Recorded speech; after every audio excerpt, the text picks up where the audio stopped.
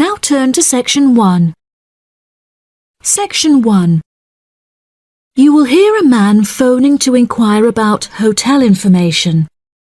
First, you have some time to look at questions 1 to 4.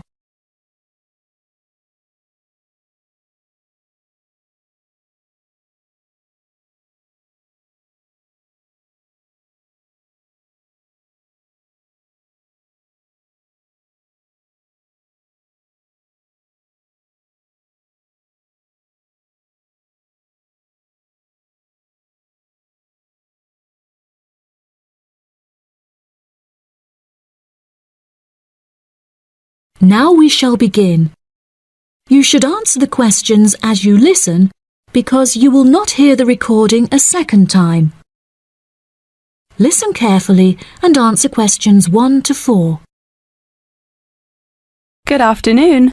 You're through to reception at the Island Hotel in Crete. How may I help you today? Yes, hello there. I'm hoping to book a double room for my wife and myself for about 2 weeks, from the 25th of April of this year. Firstly, could you tell me whether it's particularly hot during this time? Yes, of course, sir. During late April and early May, the daytime temperature shouldn't exceed 19 degrees Celsius. But the weather has been rather erratic and difficult to predict in recent years, so I am unable to say for certain. Okay, that sounds good. My wife doesn't like going outside when it's very hot. I haven't booked flights yet, but I must say that I'm unfamiliar with Crete and its transport system. Does the hotel provide an airport shuttle service? Yes, sir. We provide a complimentary airport pickup service for all our guests. It takes about 40 minutes to get here from the airport, but it's at least 60 minutes at rush hours. And you will be provided with a fully air-conditioned shuttle bus. Okay, excellent. In that case, do you have any rooms available for the dates I gave you? I shall have a look on the system now for you, sir. Bear with me just a moment. Yes, sir. I can see now that we have several rooms available. Would you prefer a garden view or a sea view? Well, ideally I would like a sea view room with a balcony. But of course that depends on the difference in price. Not to worry, sir. All of our standard double rooms have ensuite facilities and a balcony. If you would like one of our sea view rooms, there is a premium of €60 per night. Okay, so could you tell me the total nightly rate for a standard double room with a sea view? Yes, of course, sir. For the spring months, our rate is €216 per night. For 14 nights altogether, this will come to €3,024. Perfect. I also read on your website that the hotel has gym and spa facilities. Are there any other facilities on offer? Yes, we have a large outdoor infinity pool overlooking the ocean, with luxury sunbeds and a poolside bar. We also have 3 full-size tennis courts, where we run a popular doubles tournament, with the winner receiving 2 all-inclusive spa day vouchers. Goodness, I shall have to brush up on my tennis skills. Before you hear the rest of the conversation, you have some time to look at questions 5 to 10.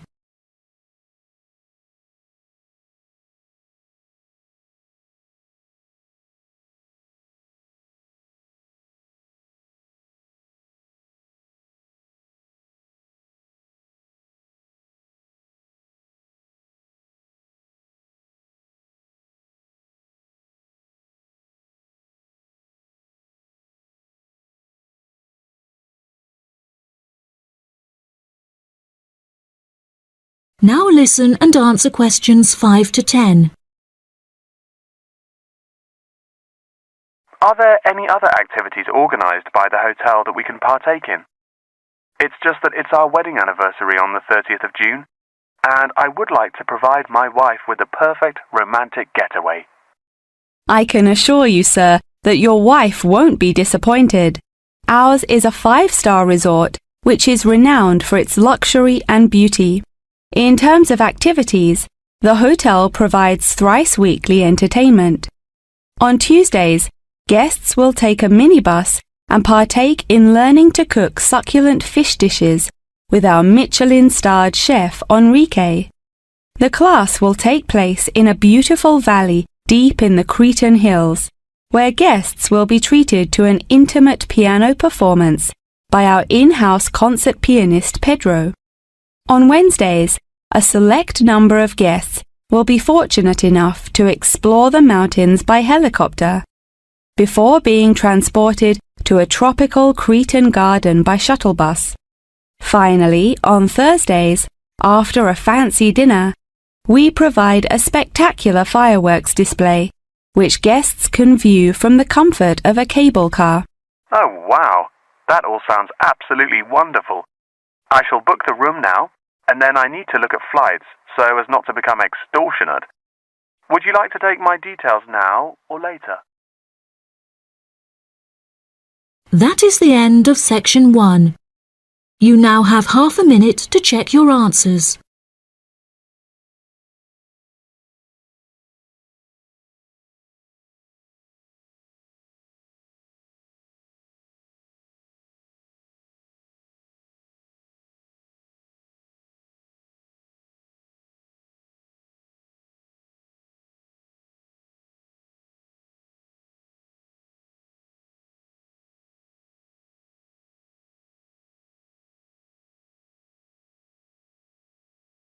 Now turn to section 2. Section 2. You will hear part of a radio program about online exchange business. First, you have some time to look at questions 11 to 14.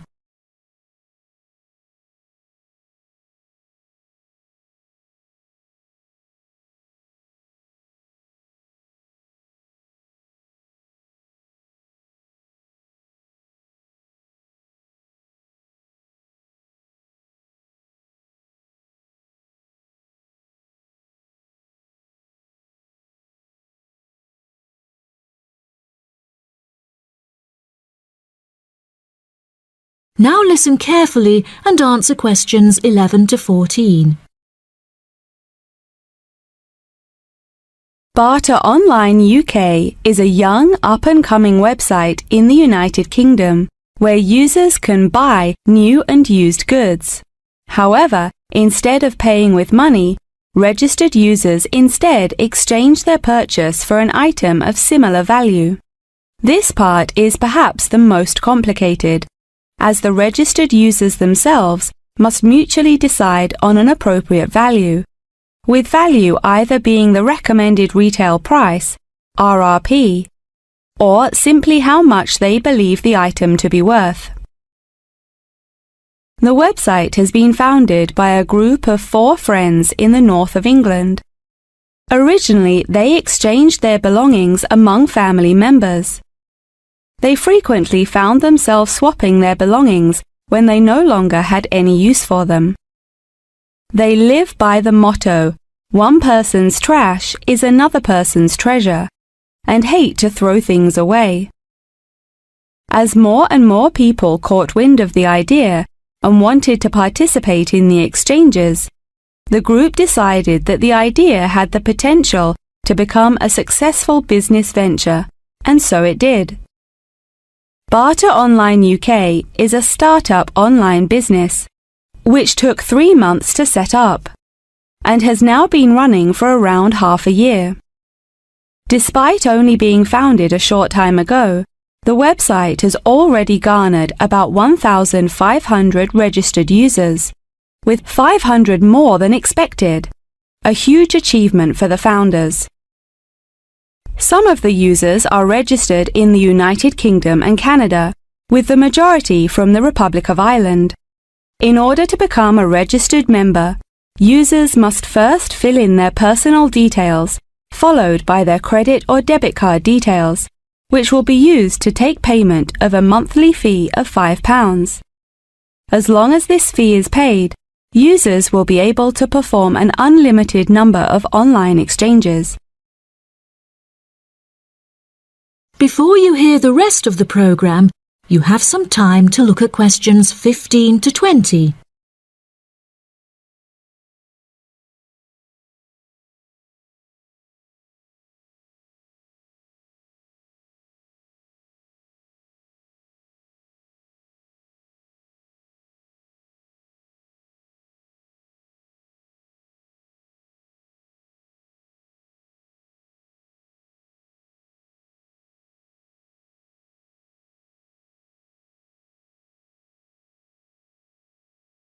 Now listen and answer questions 15 to 20. A multitude of items are sold on the website, such as textbooks, soft toys and tools. However, books for children and computer games are by far selected most. The exchange process itself is not as complicated as it might seem. Users can enter their preferences for what they would like to receive, and also explicitly state what they would like to give away, and the website will automatically pair up suitable users. If, however, a user doesn't want to give anything away, but would simply like to buy something, Barter Online UK does support a secure online payment system, where users can perform a normal monetary transaction. Despite this, the founding group strongly discourages the use of the online payment system, clearly stating that this goes against the intended ethos of the company. Although bartering is an age-old process, many of the website's users are unsure how to decide which of their own items to exchange. It often helps to order items by popularity, using the filter button provided. This will tell the website to find out popular items for users' convenience. To this, the founding members say, just put everything you don't want on there. Different people have different tastes, and you never know what they might be looking for. In order to aid registered users in their exchanges and to provide them with assurance, the founders recently added a new feature whereby on completion of an exchange, users will be encouraged to provide each other with feedback. This feedback will include criteria such as the quality of the item as compared with how it was advertised, the ease of communication with the seller, the speed at which the item was delivered, and so on. The friends believe that using this method, users will have a more transparent and trustworthy bartering experience. That is the end of section 2. You now have half a minute to check your answers.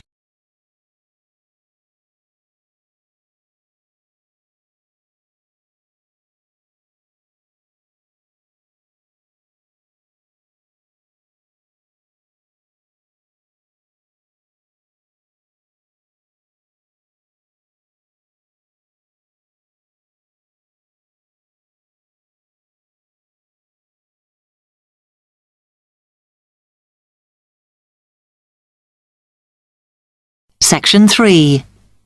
You will hear two medical students, Caitlin and Hideki, discussing options for courses. First, you have some time to look at questions 21 to 23.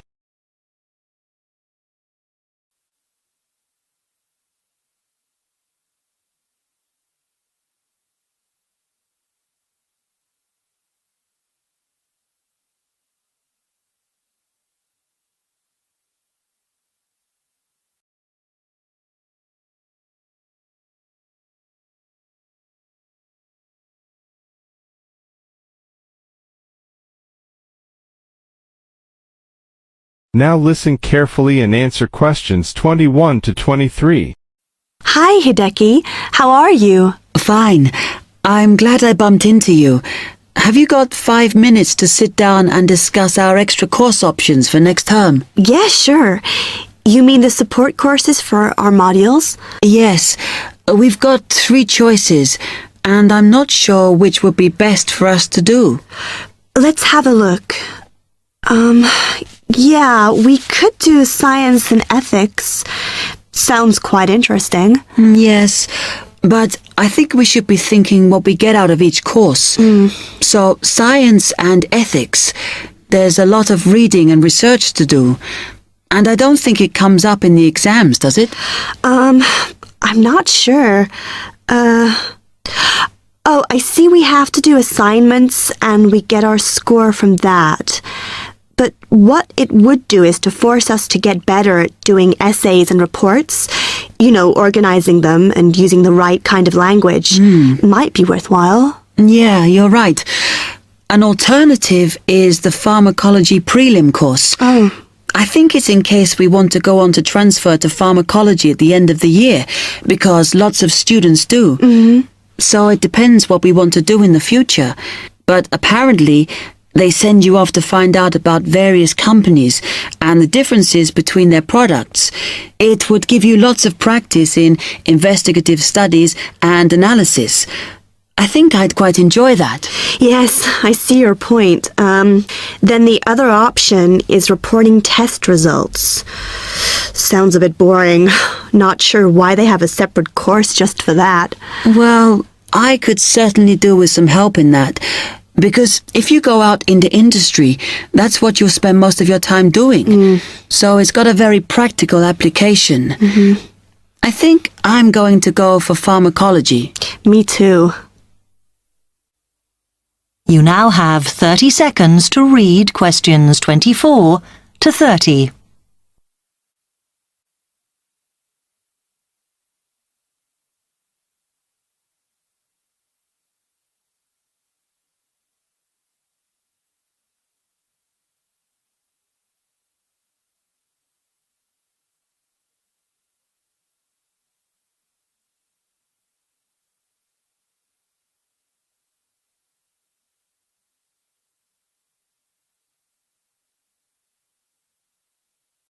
Now listen carefully and answer questions 24 to 30. So let's have a look at it in more detail. Oh, goodness. If we do pharmacology, then we have to do a supplementary maths course. Oh no, that's not fair. Mind you, I think I need it. Does that mean we have twice as many lectures? No, this maths is only a short course. The chemistry department are responsible and they do it in the 3rd term. So we've got all next term to settle into the pharmacology bit. I find the tutor makes a real difference. Some of them make chemistry so easy, and some of them I can't understand at all. Like that one we had from Oxford University. Mind you, the one on this course should make sense because he's a lecturer who's coming in for a few weeks from industry. So at least it'll be linked to the real world. Yeah.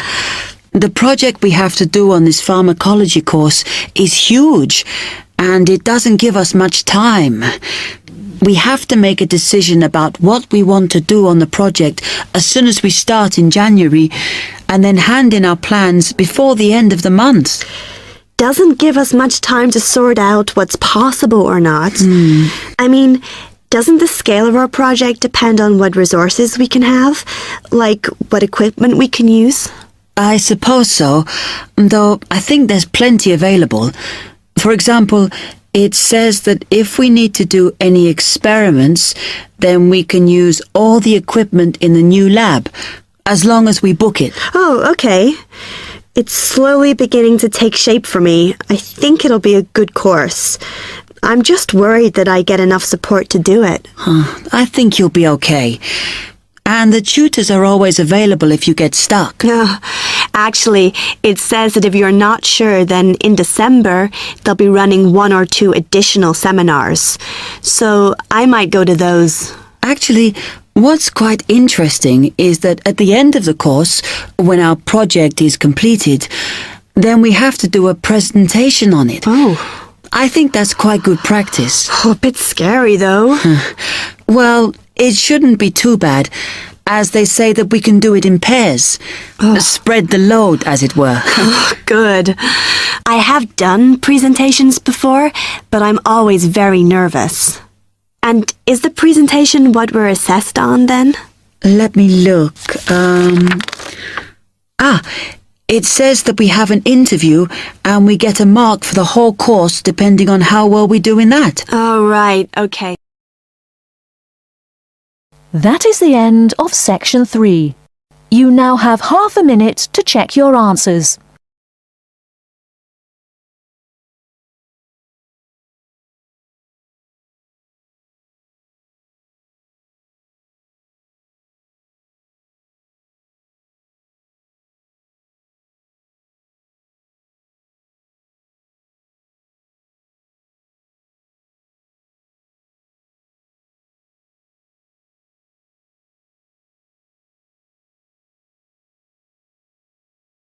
Section 4.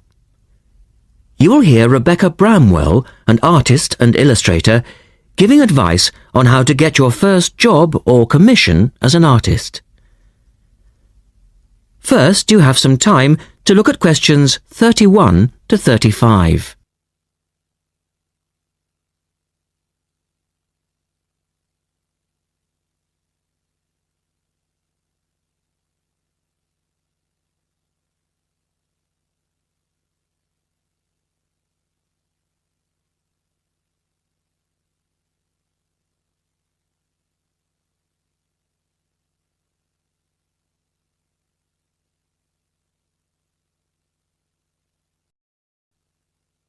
Now listen carefully and answer questions 31 to 35.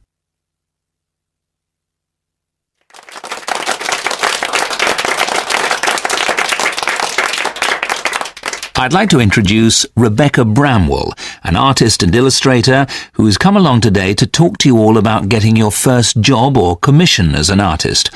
Over to you, Rebecca. Thank you for inviting me. I remember when I graduated back in 1983, I was very excited about getting my first commission. My degree was in fine art and I'd worked long and hard to get it. I was an enthusiastic student and I never found it difficult to find the incentive to paint.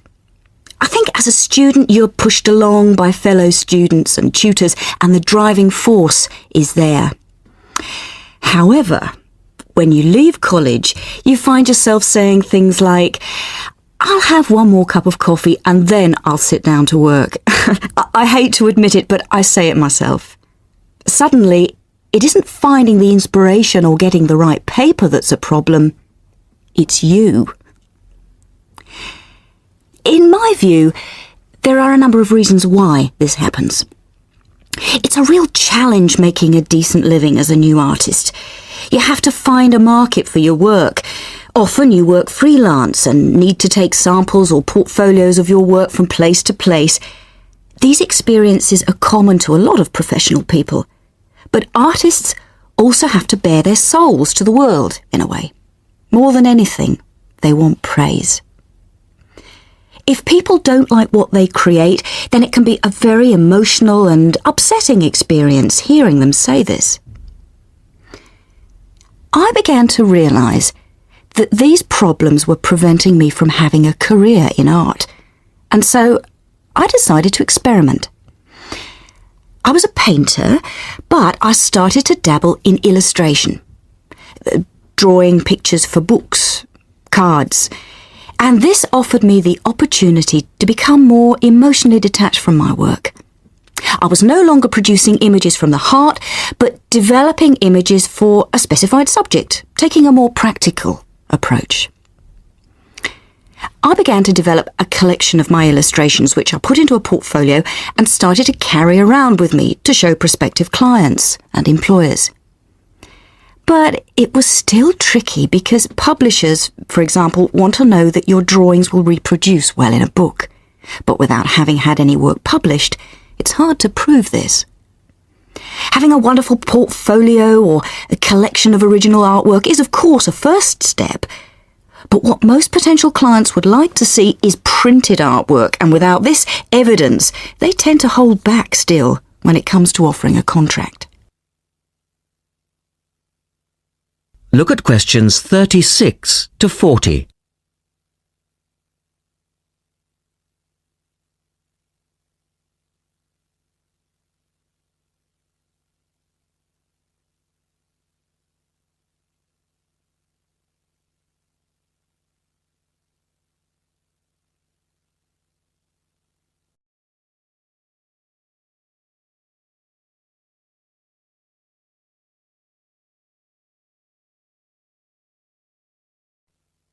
Now answer questions 36 to 40. Well, I overcame this problem in two ways. And I suppose this is my advice to you on preparing your portfolio of your best work. The first way was by submitting my work for a competition. And the one I chose was for a horoscope design and was sponsored by a top women's magazine. There are a few of these competitions each year, and they offer new illustrators an opportunity to showcase their work. The other approach I took was to design and print some mock-up pages of a book. In other words, I placed some of my illustrations next to some text in order to demonstrate how my work would look when it was printed. Perhaps I was lucky in that I had taken a degree that provided me with all-round creative skills so that I could vary my style and wasn't limited to a certain technique. Now, I think that is important. The art world and many other creative fields do try to pigeonhole people into snug boxes with an accompanying label. Now, I think you should try to resist this if you feel it happening to you. If you don't, you'll find it difficult to have new work accepted if you try to develop your style at a later stage in your career. Nevertheless, when you start out, and particularly when you're going for an interview, it's important not to confuse people by having a lot of different examples in your portfolio. One remedy for this is to separate your work into distinct categories. In my case, I did this by dividing my design-inspired illustrations from my paintings. It's then easier to analyse the market suited to each portfolio, such as magazines, book jackets, CD covers, etc. Working under two names is also useful, as it clarifies the different approaches and offers a distinction between them. I think it's been hard for artists to be recognised in anything other than the pigeonholes that they've been placed in. But luckily, these barriers are slowly being demolished. So I really do wish you all the very... That is the end of section 4. You now have half a minute to check your answers.